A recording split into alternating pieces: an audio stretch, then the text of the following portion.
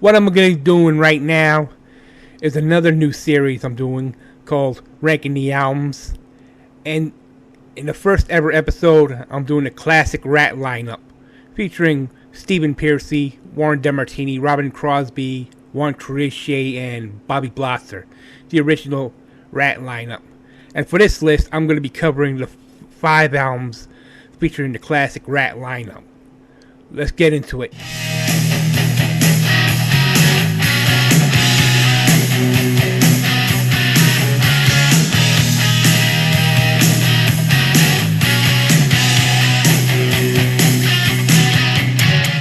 Kicking off this list at number 5 is 1990's Detonator.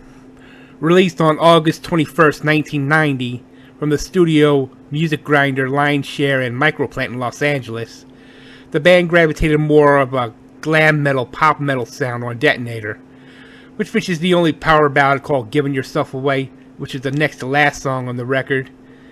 And around this time, their previous record, Reach for the Sky, had gone platinum, but it met with some criticism regarding the quality of songs.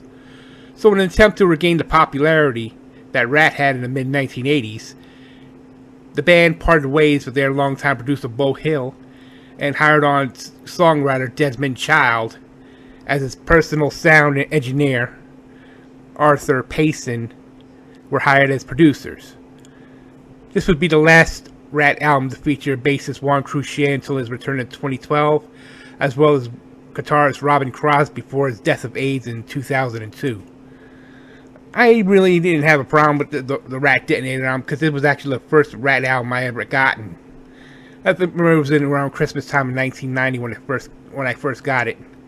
I like the songs Shame, Shame, Shame, Loving You's a Dirty Job, Giving Yourself Away, and of course the song One Step Away. All the other songs I could give a fuck about. This must be the end of the classic Ratt lineup, because as mentioned, Juan Croucier was gone, and Robbin Crosby was gone, and that was it.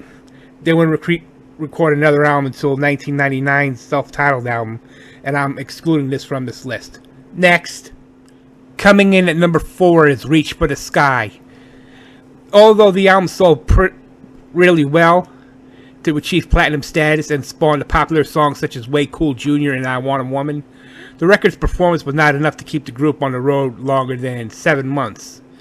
As a result, What's It Gonna Be, a track not released as a single, was used as a B-side to Lovin' You's a Dirty Job from the next record of Detonator. So in doing so, it was hoped that listeners would go back and give Reach for a Sky a second listen. Reach for the Sky marked the last Ratt album to be produced by Beau Hill.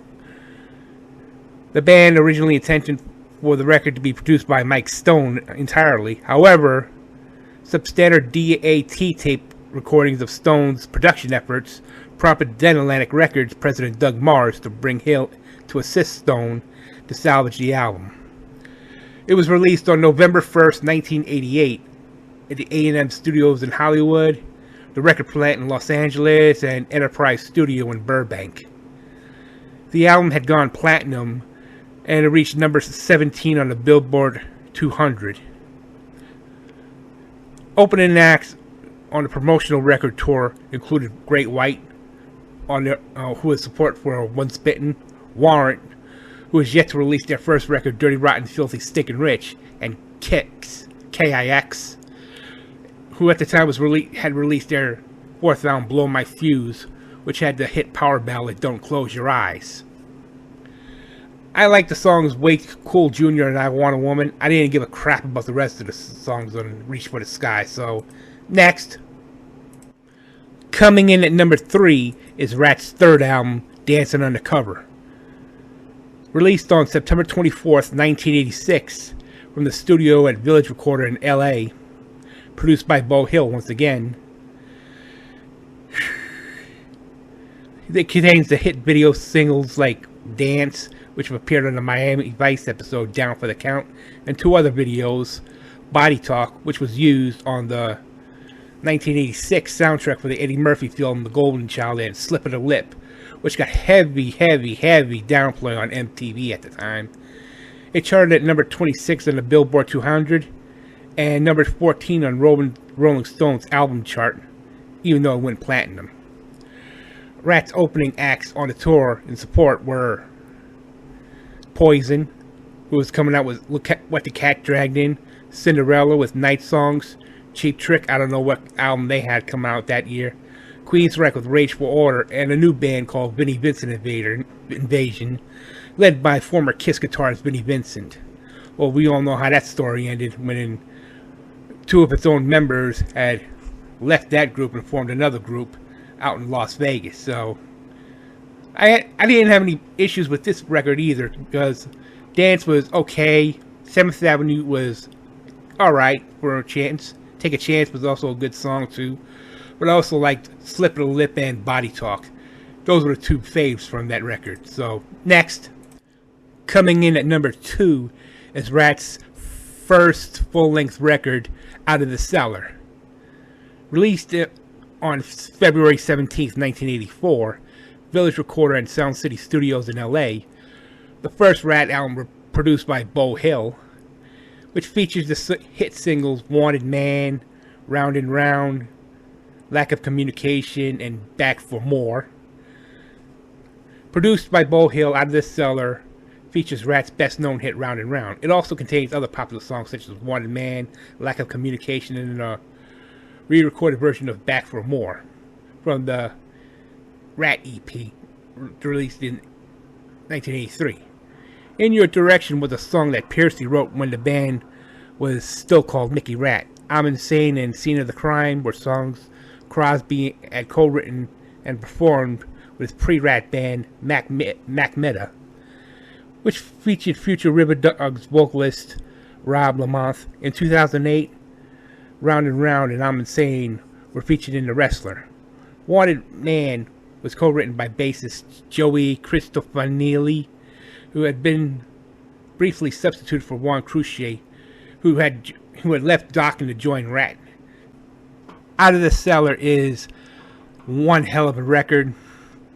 I think it's the best debut record Ratt ever put out, so it's a strong candidate for number 2. So next. And finally, the number 1 Ratt album, Invasion of Your Privacy, released on May 30th, 1985, in studios like Rumbo in Los Angeles and Atlantic in New York.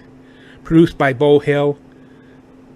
It was a double platinum record, making it to number 7 on the Billboard album charts, which features the songs You're in Love, Lay It Down, and What You Give Is What You Get.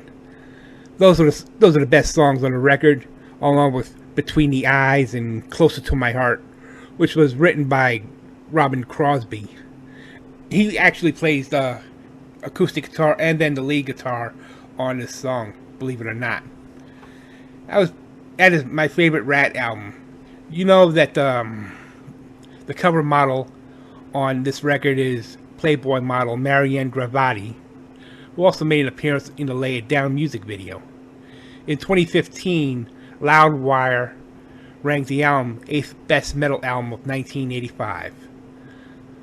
Invasion of Your Privacy is number 1 favorite Ratt album. So that includes the classic lineup album rankings of Ratt, Stephen Pearcy, Bobby Blotzer, Juan Croucier, Robin Crosby, and Warren DeMartini.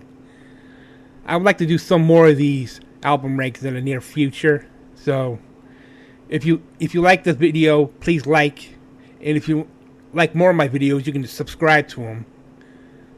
See, until next week, adios.